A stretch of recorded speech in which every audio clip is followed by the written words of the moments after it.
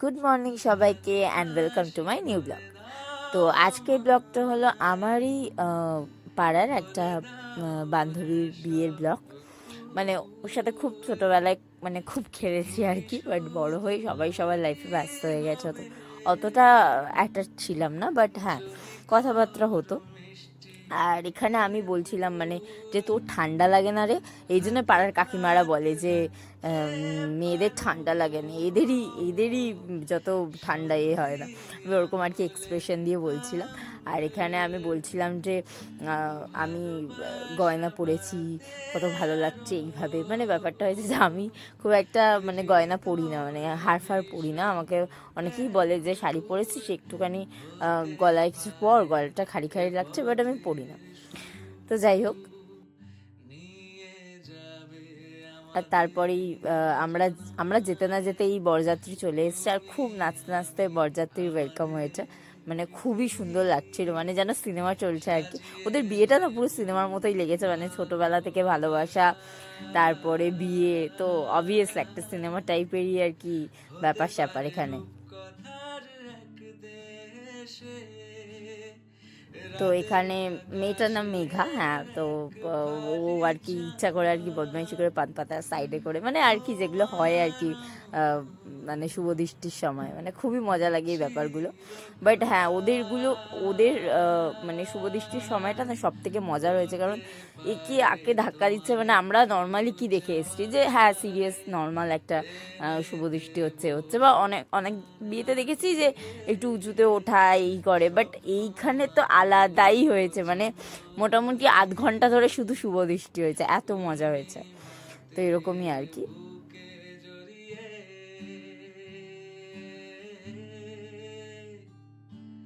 ভালোবাসি বলে দাও আমায়, বলে দাও হ্যাঁ সব কবুল।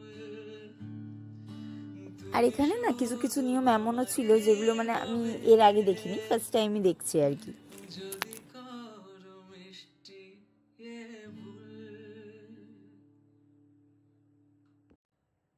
ভালোবাসি বলে দাও আমায়, বলে দাও হ্যাঁ সব কবুল, তুমি শুধু আমারই হবে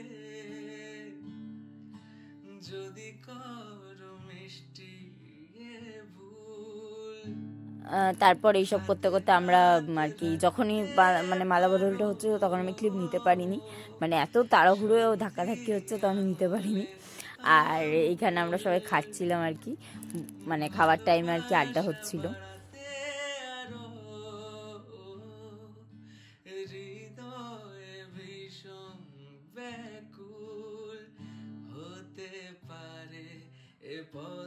আর এই যে দুজন মহারথী, শুভদা আর সুভাষ, আমরা চারজন যদি একসাথে হই, চারজন না, আমাকে নিয়ে পাঁচজন যদি একসাথে হই না, লিটারেলি কাউকে লাগবে না, আমরা নিজেরাই হাঙ্গামা করতে থাকবো।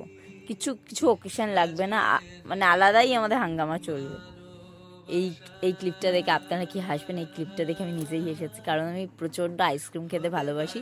যখন আমি আইসক্রিম খাই আমি আলাদাই একটা অনুভূতিতে থাকি, আমার এত ভালো লাগে, আমি আমার মনটা খুব ফুরফুরে হয়ে যায়। সে যাই হোক, এবার খাওয়া দাওয়ার পর এসে আমরা একদম বেস্ট মুমেন্ট যাকে বলে সিঁদুর দান।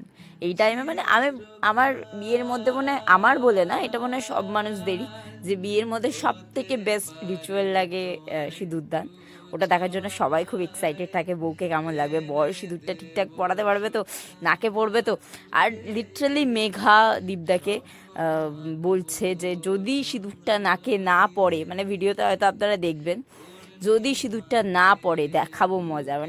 কি মজা লাগছে। আর দীপদার মুখটা একদম ভয় একদম থমথমে হয়ে গেছিল যে ভাই যদি সিঁদুরটা না পড়ে আমার কি হবে, আমার বউ তো আমাকে শেষ করে ফেলবে। তো যাই হোক, আলটিমেটলি দীপদা জিতে গেছে, খুব সুন্দরভাবে সিঁদুর পরিয়েছে, খুব ভালো লাগছে দুজনকে, খুব সুন্দর লাগছিল। মেঘার দিক থেকে চোখ ফেরানো যায়নি।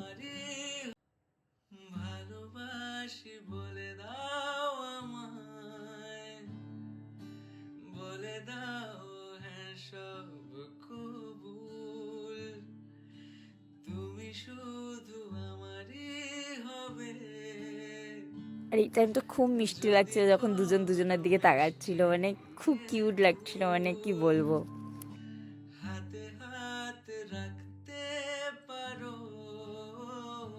আর এখানে আমরা সবাই গুলতানি করছিলাম আর কি, এই দেখ কি সুন্দর লাগছিল, সিঁদুর পড়েছে, এই পড়েছে, এই তোর বরেরও তুই বিয়ে করলে যেন তোর বড় সিঁদুর পড়ায়, মানে যা তা, মানে কি অন্য রকমেরই একটা গুলতানি হয় আর কি। তো যাই হোক, তারপরে আমরা বাড়ি ফেরার জন্য কতবার, মানে আমরা কতবার টাটা বলছি, হ্যাঁ এই এবার চ এবার চ এবার চ এবার চ এবার চ এবার চ করতে করতে সিরিয়াসলি আমরা 1 ঘন্টা ওখানে ছিলাম, এবার চ এবার চ করে। লাস্টে মানে সুভাষ আর দাদা আমাদের দুজনকে টেনে বার করেছে, তারপর আমরা বেরিয়েছি। তাও আমার বাড়ির সামনে এসে 12:30টার সময় আমরা এখানে দাঁড়িয়ে, মানে আমাদের বাড়ির সামনে দাঁড়িয়ে গুলতানি করছিলাম যে সোমবার ছুটি, মঙ্গলবার ছুটি, এই ছুটি ওই ছুটি, ছুটি নিয়ে আলাদাই মানে মানুষের আর কি আর কি। আর বাড়ি যাওয়ার কারোর নাম নেই, কেউ বাড়ি যেতে চাইছে না। আমি লাস্টে বাধ্য হয়ে বেরিয়ে গেছিলাম, তারপরে বোন বলছিল না না দাঁড়া আমিও যাব, মানে এই করে আর কি চলছিল, মানে 12:30টা অবধিও ক্রেজি লেভেলের আমাদের এনার্জি। আজকের ব্লগটা এইটুকু, আবার দেখাবে, টাটা।